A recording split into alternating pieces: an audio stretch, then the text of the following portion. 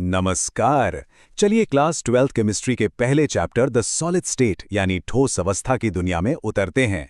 ये पूरा का पूरा विश्लेषण एकदम टॉपर के नोट्स की तरह बनाया गया है ताकि रिवीजन हो जाए बिल्कुल आसान और एकदम पॉइंट पर। कभी सोचा है कि हीरा इतना ज्यादा मजबूत क्यों होता है? और कांच, वो भी तो एक ठोस है, पर एक झटके में बिखर क्यों जाता है? कमाल की बात है ना? तो इसका जो राज है ना, वो इन चीजों की अंदरूनी बनावट में, मतलब उनके परमाणुओं की जमावट में छुपा हुआ है। और आज हम इसी राज से पर्दा उठाएंगे।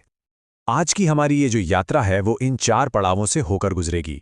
हम ठोस क्या होते हैं बिल्कुल वहां से शुरू करेंगे, फिर उनकी क्रिस्टल संरचना के अंदर झांकेंगे, फिर देखेंगे कि उनमें क्या क्या कमियां होती हैं और उनकी गणना कैसे करते हैं, और आखिर में उनके गुणों को समझेंगे। तो चलिए शुरू से शुरू करते हैं। ठीक है, तो पहला सेक्शन है इंट्रोडक्शन टू सॉलिड्स यानी ठोस का परिचय। यहां हम बिल्कुल बेसिक बातें पक्की करेंगे कि आखिर ठोस होता क्या है। तो ठोस अवस्था है क्या? देखिए, ये पदार्थ की वो अवस्था है जिसका द्रव्यमान, आयतन और आकार सब कुछ फिक्स होता है, निश्चित होता है। और ऐसा होता क्यों है?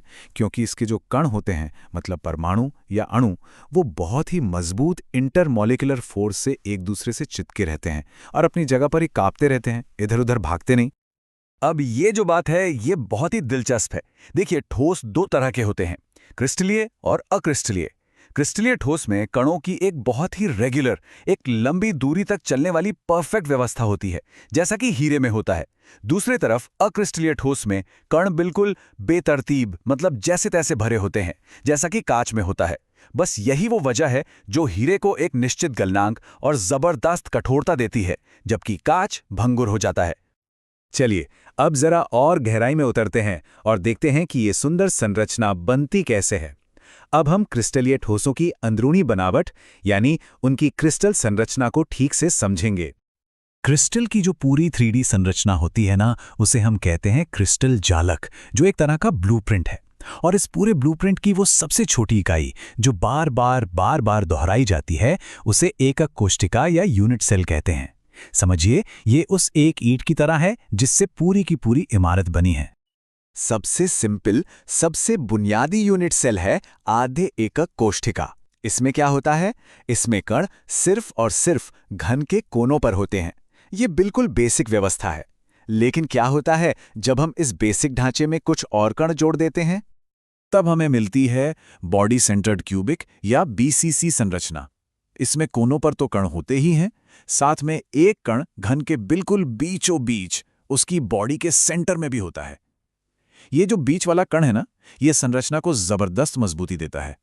यही कारण है कि लोहा जैसी कई मजबूत धातुएं इसी व्यवस्था में पाई जाती हैं। और फिर आता है फेस सेंटर्ड क्यूबिक या FCC। यहां कोनों के अलावा घन की सभी 6 दीवारों के केंद्र में, यानी हर फेस के सेंटर में भी एक एक कण होता है। ये सबसे अच्छी पैकिंग वाली संरचनाओं में से एक मानी जाती है। मतलब इसमें कण बहुत पास होते हैं और खाली जगह बहुत कम बचती है। कॉपर और एल्यूमिनियम जैसी कई धातुएं इसी घरी व्यवस्था को अपनाती हैं। क्रिस्टलीय ठोस भी कई तरह के होते हैं। ये इस बात पर निर्भर करता है कि उनके कण आपस में किस तरह के बॉन्ड से जुड़े हुए हैं। तो ये 4 मुख्य प्रकार हैं: आयोनिक, सहसंयोजक, आणविक और धात्विक। इनके उदाहरण आप इस टेबल में आराम से देख सकते हैं। असल दुनिया में कोई भी क्रिस्टल, मतलब कोई भी 100% परफेक्ट नहीं होता। उनमें कुछ ना कुछ कमियां या दोष तो होते ही हैं। लेकिन मजे की बात यह है कि ये जो दोष है ना, ये अक्सर बड़े काम के होते हैं और हम उनकी गणितीय गणना भी कर सकते हैं। 2 सबसे जरूरी पॉइंट इफेक्ट्स हैं, शॉटकी दोष और फ्रैंकल दोष। शॉटकी दोष में क्या होता है कि एक पॉजिटिव और एक नेगेटिव आयन का जोड़ा अपनी जगह से गायब ही हो जाता है, जिससे घनत्व यानी डेंसिटी कम हो जाती है। वहीं फ्रैंकल दोष में एक आयन अपनी असली जगह छोड़कर क्रिस्टल के अंदर की ही किसी खाली जगह में फंस जाता है, जिससे घनत्व पर कोई असर नहीं पड़ता। यह एग्जाम के लिए एक बहुत जरूरी टॉपिक है, इसे ध्यान में रखिएगा। तो अब आता है सबसे जरूरी सवाल कि हम किसी यूनिट सेल का घनत्व कैसे कैलकुलेट कर सकते हैं। तो इसके लिए ये बहुत महत्वपूर्ण फॉर्मूला है, D = Z × M / A³ × Na। चलिए इसे आराम से समझते हैं। यहां Z है यूनिट सेल में कुल कणों की संख्या, M है मोलर द्रव्यमान, A है घन के किनारे की लंबाई और Na तो हम सब जानते हैं अवोगाद्रो संख्या है। चलिए इस फॉर्मूला को एक हल किए हुए उदाहरण से समझते हैं।